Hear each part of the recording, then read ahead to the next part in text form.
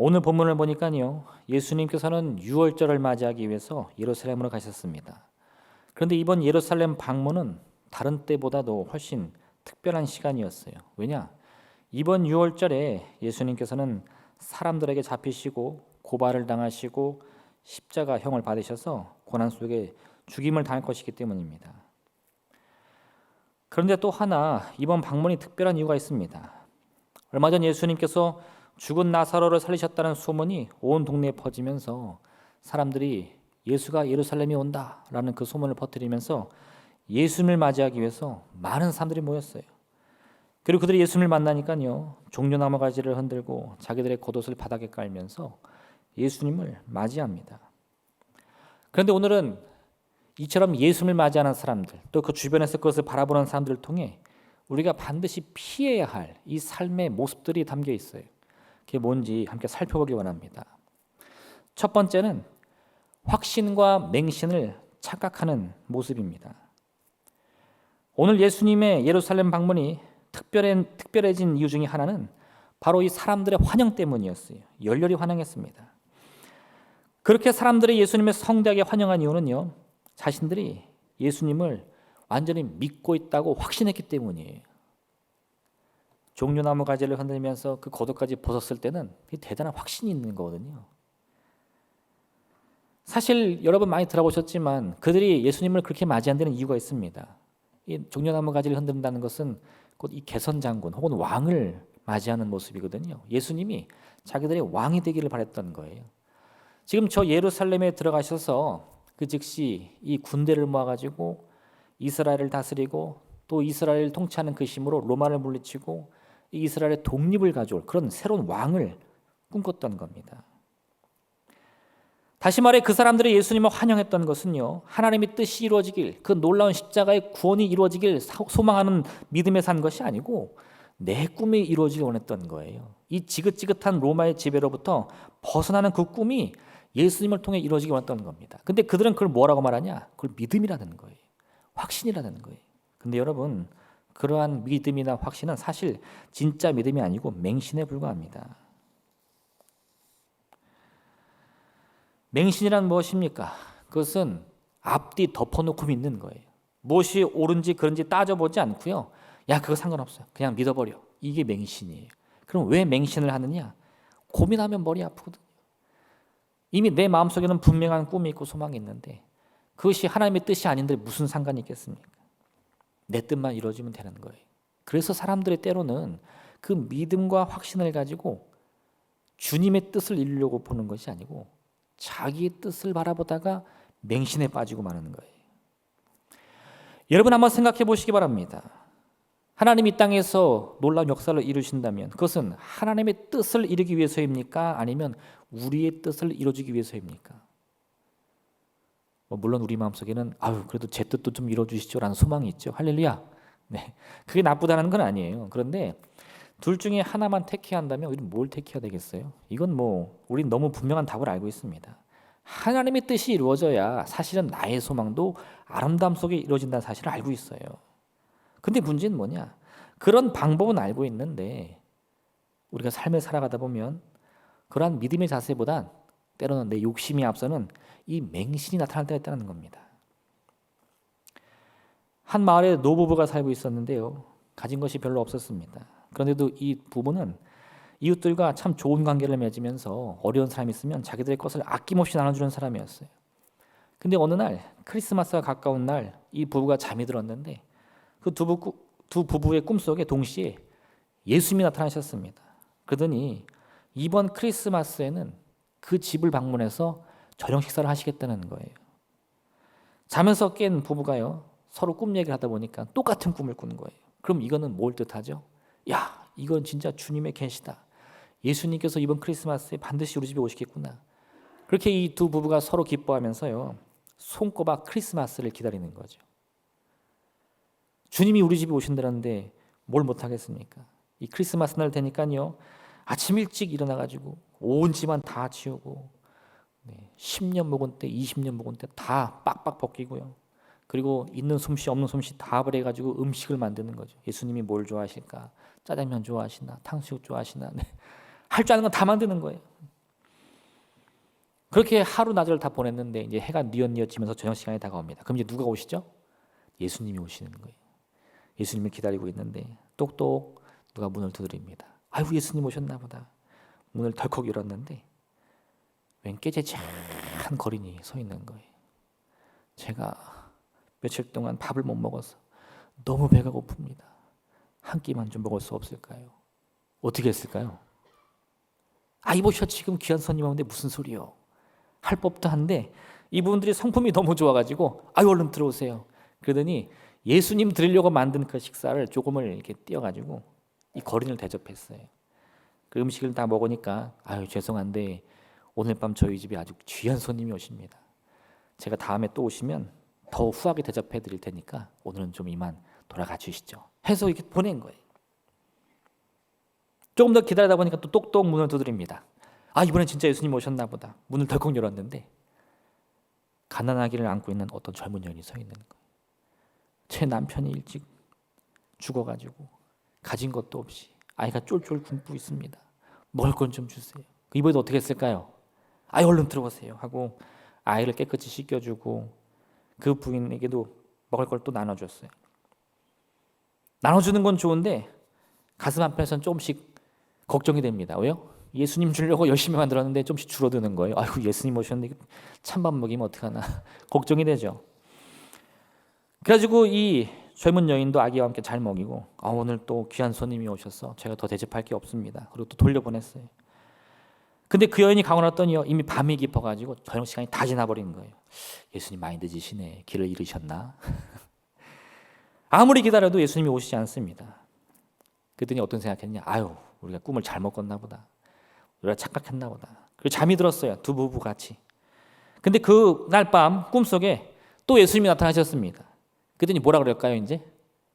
예수님 저희 집에 오신다고 해가지고 저희가 집도 다 닦아놓고 맛있는 음식 다 준비해놨는데 왜 안 오셨어요? 서운하죠. 네. 근데 예수님이 뭐라 그러시느냐? 예수님이 껄껄 웃으시면서 그 집에 갔다는 거예요. 그날 밤 내가 그 집에 가서 맛있게 밥을 먹었다는 겁니다.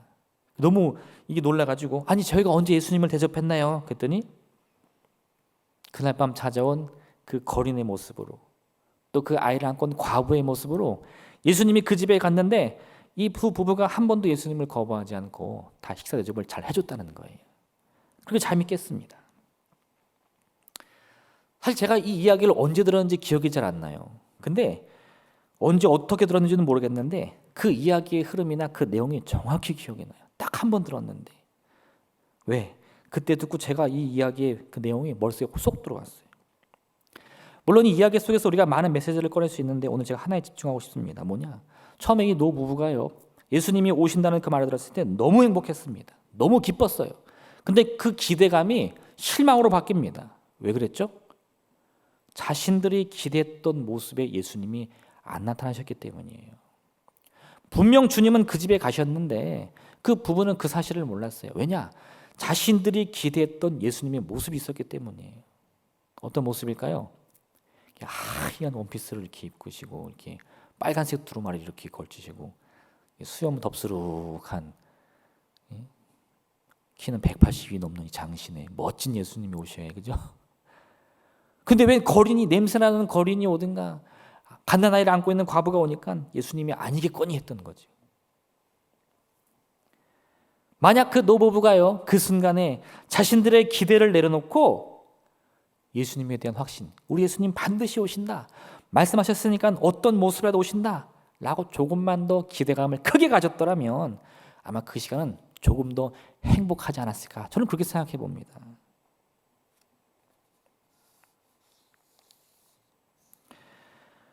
우리의 생각을 고집하는 것이 반드시 믿음이 아닙니다.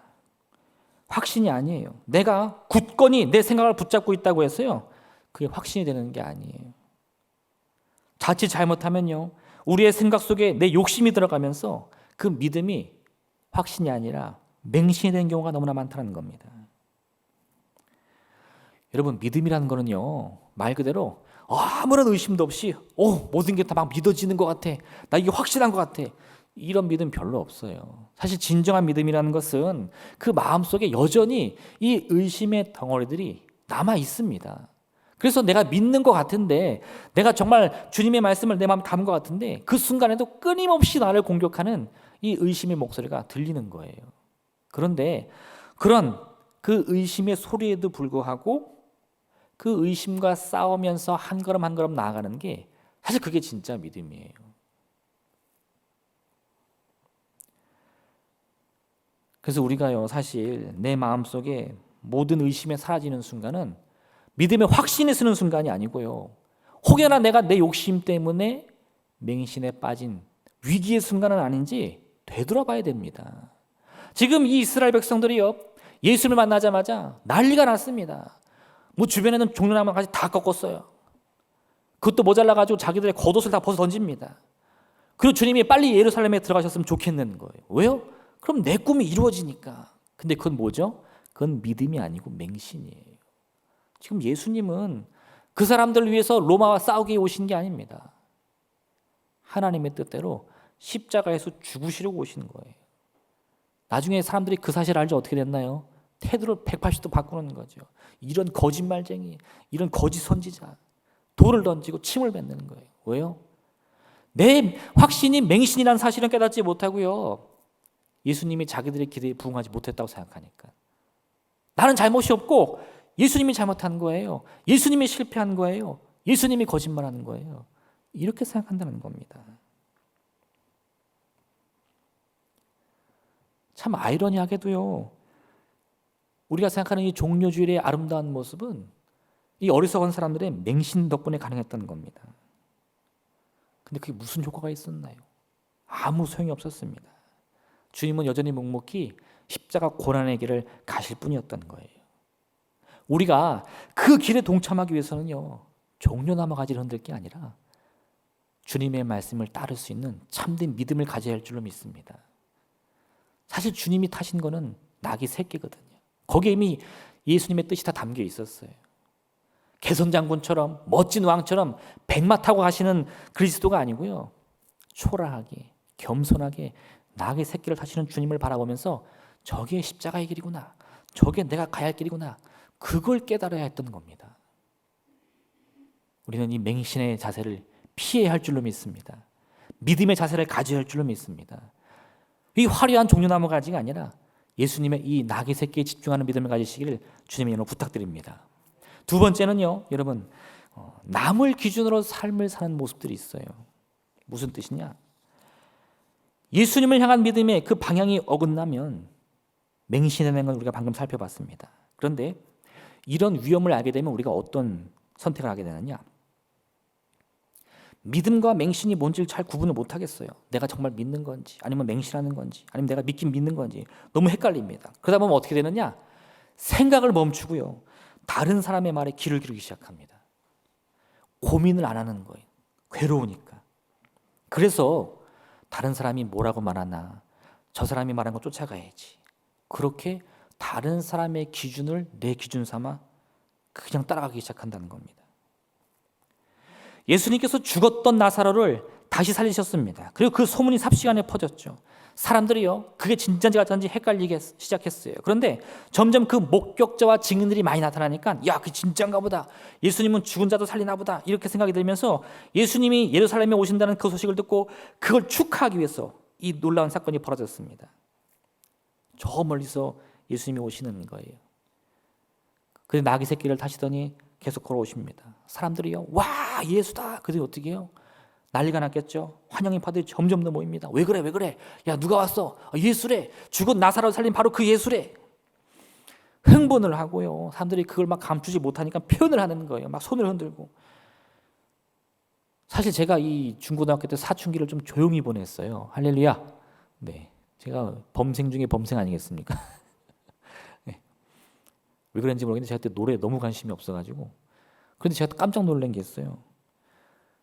평소에는 멀쩡해 보이던 제 친구들이 이 누구 가수만 나오면 완전 이게 막 무슨 황홀경에 빠진 사람처럼 막 난리가 으악 하는데, 제가 내 친구 맞나? 네. 근데 그 친구 말을 들으면 또 그게 이해 같아요. 네. 나의 소망이라는 거예요. 나의 삶의 빛이라는 거예요. 예. 뭐 여자애들은 뭐라 그래? 누구 오빠? 네. 뭐 남자들도 사실 똑같더라고요. 뭐 남자들이 가수를 안 좋아해도요, 스포츠 스타 좋아하잖아요. 네, 뭐 축구 경기, 뭐 농구 경기 하면 난리가 납니다. 막. 예. 왜 그래요?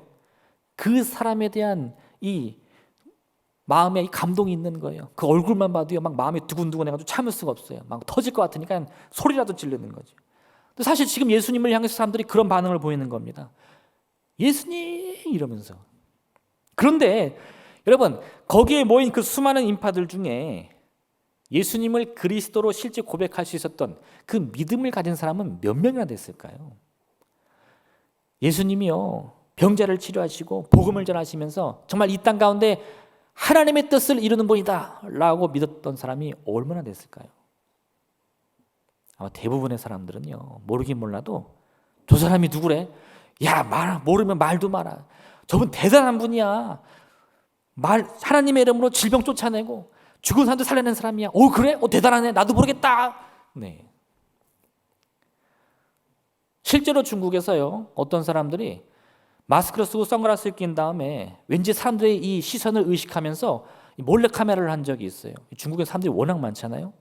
이 쇼핑센터 같은 데에 뭐 자기가 뭐가 되는 척하면서 이렇게 지나가면서 몰래 카메라 촬영을 했더니 삽시간에 사람들이 몰리면서 그 사람이 누군가 확인을 하는 거예요. 심지어 어떤 사람은요, 그 사람이 누군지도 모르고 얼굴도 모르는데 사인을 해달라는 거예요. 왜 그럴까? 이 뭔가 대단한 사람이겠거니 생각하는 거예요.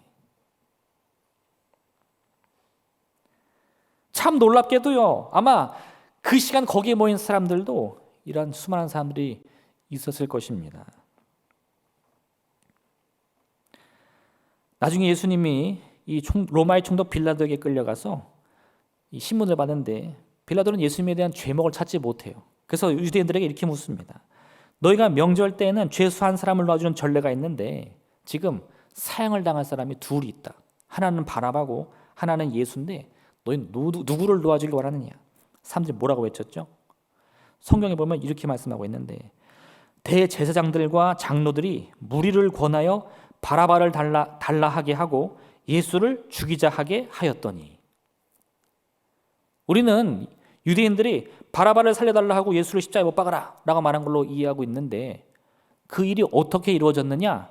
성경은 분명한 말씀으로요, 그 순간 대제사장들과 장로들이 유대인들을 선동했다는 거예요. 지금 유대인들은 사실 몰라요. 누가 더 악한 죄인인지 모릅니다. 바라바가 누구래? 예수가 누구래? 무슨 죄를 졌대? 전혀 몰라요. 그럼 어떡하죠? 뒤에 가서 속닥속닥 하는 거야. 야, 바라바가 좋은 사람이야. 바라바. 예수 죽여야지. 그 사람들이 그거 듣고, 아 그래? 그럼 나도 모르겠다. 바라바를 살려주세요. 예수를 십자가에 못 박으세요. 외치는 겁니다. 그들은 무엇이 옳고 그른 것인지 스스로 생각해서 판단한 것이 아니고요, 주위의 목소리를 따라 그냥 나도 모르게 소리를 외친 것뿐입니다. 당신 누굴 선택했습니까? 나도 모르겠는데요. 근데 참 안타까운 것은 때로 우리가 삶을 살아갈 때 이런 선택하는 경우가 종종 있다 이 말이에요. 내가 나의 생각을 찾는다. 이게 사실 쉬운 일 같은데 생각보다 어렵습니다. 내 생각이 뭔지 밝히는 게요, 생각보다 어렵다는 거예요. 때로는 그게 부끄러움 때문일 수도 있고 때로는 여러 가지 요인 때문일 수도 있지만요, 사실 대부분의 경우는 나도 내가 뭘 원하는지 잘 몰라요. 자신의 생각을 찾는다는 것은 우리가 생각하는 것 이상의 노력이 필요합니다. 곰곰이 생각해 보셔야 돼요. 그리고 나를 끊임없이 되돌아보셔야 돼요. 그러고도 답을 찾지 못하는 경우가 숱하게 많습니다. 근데 그런 반복되는 실패와 그 시간 낭비들을 다 겪고 나서도 멈추지 않고 찾고 또 찾아야 내가 뭘 좋아하는지 그때 알 수 있어요.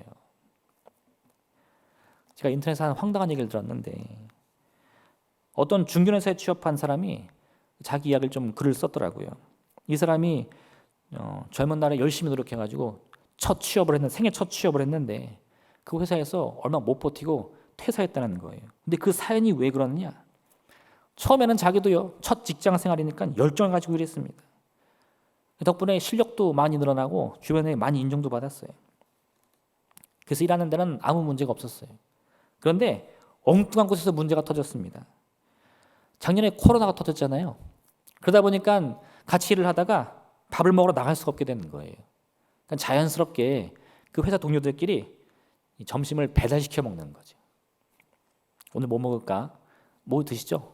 뭐 먹읍시다. 이렇게 해가지고 배달시켜 먹었는데 자연스럽게 이제 이 사연의 주인공이 그 팀의 막내니까 사람들이 이 막내에게 넘기는 거예요. 뭐 당시 막내니까 우리 좀 이렇게 메뉴 좀 받아서 지금 시켜주세요. 부탁을 했겠죠. 그러니까 이분이 사람들의 메뉴를 이게 다 정해가지고 배달시키는 거예요. 오늘 짜장면 시키겠습니다. 시켜요. 오늘은 뭐 탕수육 시키겠습니다. 시켜요. 금방 먹는데 하루 이틀 그러다 보니까 사람들이 어떻게 돼요? 요구가 늘어나는 거예요. 나는 매운 건 싫은데 매운 거 빼고 다요.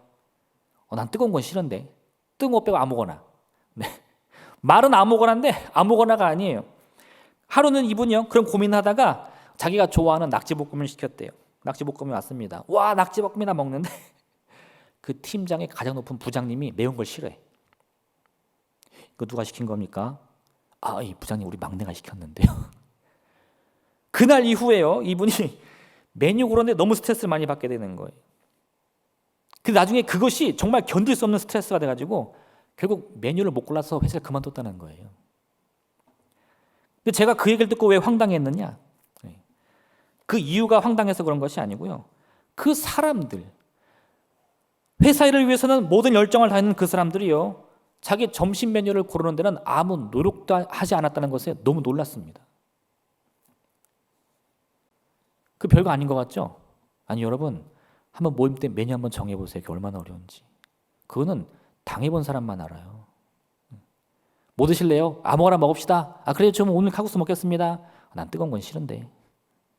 네. 이건 당해봐야 알아요.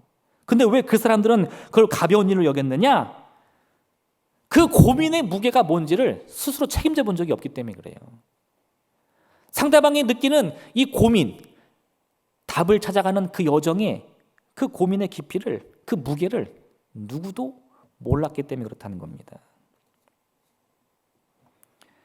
마태복음 16장 24절에 이런 말씀이 있는데 누구든지 나를 따라오려거든 자기를 부인하고 자기 십자가를 지고 나를 따를 것이니라. 여러분, 십자가는 누가 지시는 거죠? 예수님이 지시는 건데 그 예수님께서 우리에게 뭐라 그러시느냐? 나를 따르려면 너희도 너희의 십자가를 져라 말씀하신다는 말이에요.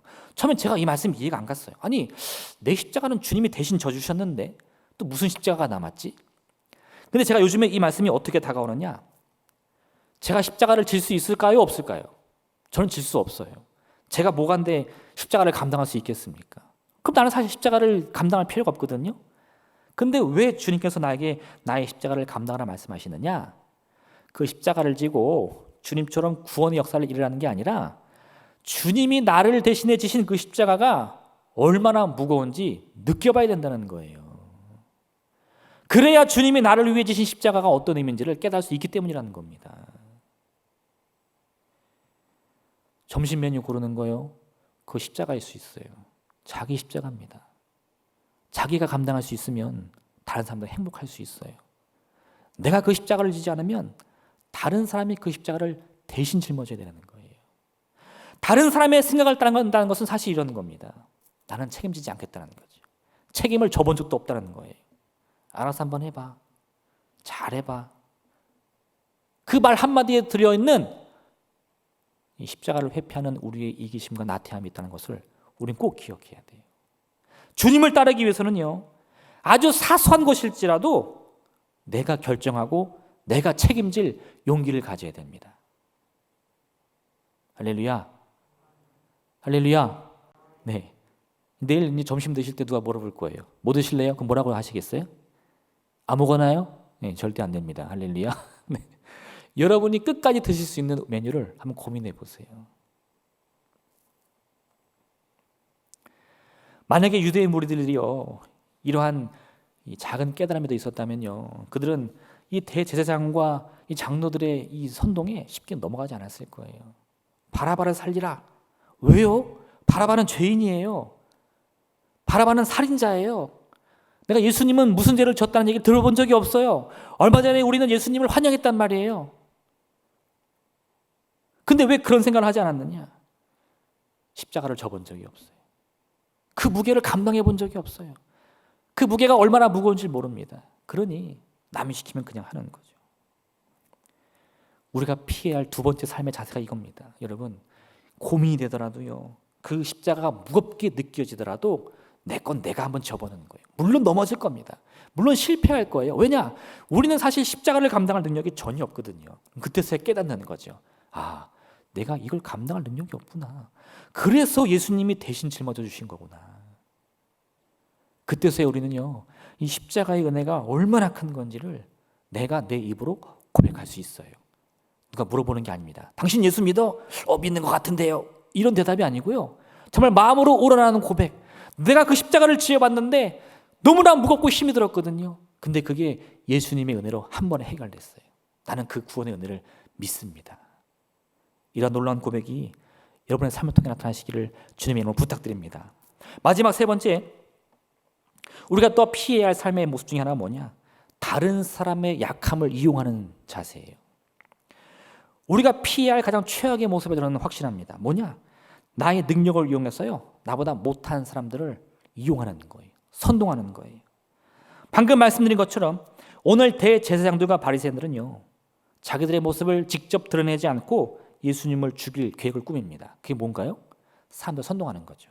오늘 본문을 보면요, 사람들이 예수님을 환영하니까 이들이 뭐라고 말하냐? 야, 소용없다. 사람들이 예수님을 믿기 시작하니까 잠시 뒤로 물러나자. 기회를 엿보는 거예요.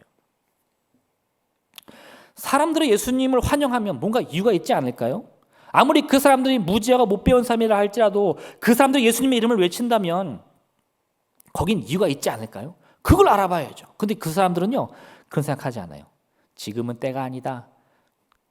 저 무식한 무리들은 금세 냄비처럼 뜨거워졌다 더워졌다 하니까 때를 노려서 그때 예수를 죽이자. 계략 꾸미는 겁니다. 근데 이런 대제사장의 모습이 떠오르는 장면이 하나 있었어요. 창세기 4장 6절과 7절 말씀 보면 여호와께서 가인에게 이르되 내가 분하여 함은 어찌 됨이며 안색이 변함은 어찌 됨이냐. 내가 선을 행하면 어찌 낯을 들지 못하겠느냐. 선을 행하지 아니하면 죄가 문에 엎드려 있느니라. 죄가 너를 원하나 너는 죄를 다스릴지니라. 지금 죄가 가인이 동생을 미워하는 마음을 품자 그 가인을 잡아먹으려고 노려보고 있다는 거예요. 어떻게? 몸을 숨기면서 제가 언제 마음을 여나 언제 악을 품나 그 기회를 노리는 거예요. 지금 대제사장과 장로들이 뭘 하고 있죠? 이 백성들의 마음이 언제 식나 예수님한테 언제 실망하나 기회만 노리고 있다는 거예요.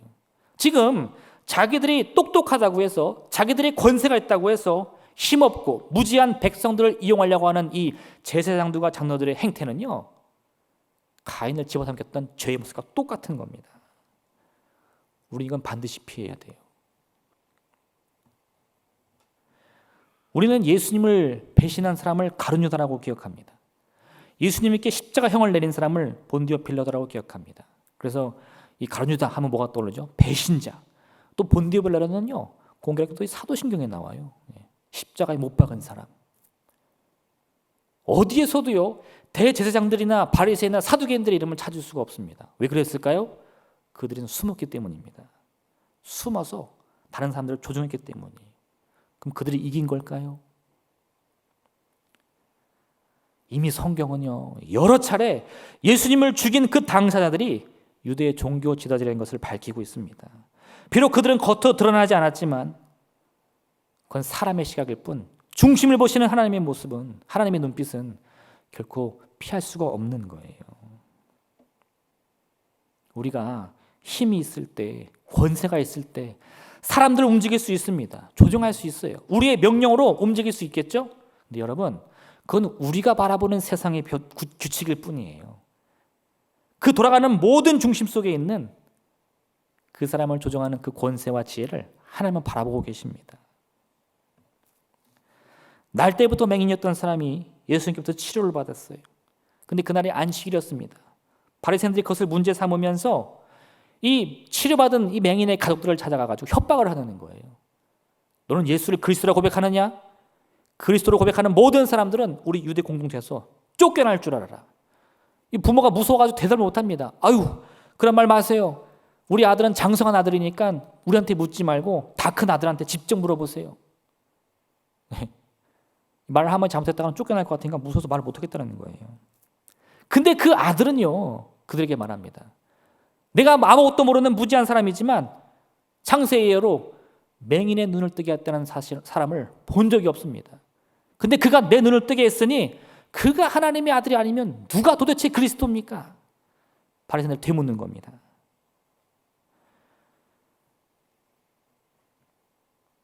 우리가 갖고 있는 지혜라 능력이라는 것은요, 예수님의 그리스도이심을 당당히 고백하기 위한 하나님의 선물인 것이지 남의 인생 통해서 내 유익을 취하기 위한 도구가 아닙니다. 오늘 우리는 그러한 이 얄팍한 속임수가 얼마나 큰 죄악으로 이루어질 것인지를 바라보고 있는 거예요. 그들은 깨달았어야 했습니다. 자기들의 힘으로 사람들을 움직일 수 있어요. 이 이스라엘 민족은 움직일 수 있습니다. 그런데 하나님의 뜻은 바꿀 수 없어요. 하나님의 계획은 옮길 수 없습니다. 그들이 그걸 깨달았다면요, 그들은 겸손하게 주 앞에 나와 자기들의 어리석음을 고백하며 회개했어야 돼요.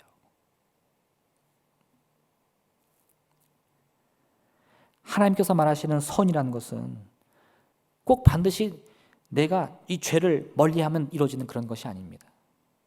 저는 죄 지은 적 없는데요. 저는 그런 말 한 적 없는데요. 사실 그런 일 한 건 저 사람이에요. 나는 가만히 보고만 있었어요. 그게 선이 아니라는 거예요. 하나님 말씀하시는 진정한 선이라는 것은요, 그런 모든 죄의 유혹과 적극적으로 싸우는 그런 자세를 말하는 겁니다. 빈자의 성녀라고 알려진 마더 테레사가 이런 말을 한 적이 있습니다. 우리가 하는 일은 바다에 붙는 한 방울의 물보다 하찮은 것입니다. 하지만 그 한 방울이 없다면 바다는 그만큼 줄어들 것입니다. 우리가 아무리 선을 행한다고 해서요, 그게 의미가 있다는 뜻이 아니에요. 우리가 선을 행하면 그 선이 놀라운 열매 맺는다는 뜻이 아닙니다. 그건 마치 바닷물에 한 방울의 물을 더하는 것처럼 하찮은 일이고요, 의미 없는 일이고 가치 없는 일이에요. 근데 그걸 반대로 생각하면 내가 그 선을 행했기 때문에 바닷물이 그 한 방울이라도 더 늘어났다는 것을 기억하라는 겁니다. 그게 진짜 선이에요. 사람들을 움직일 수 있어서 능력이 아닙니다. 자기들의 뜻을 이룰 수 있어서 그게 축복이 아니에요.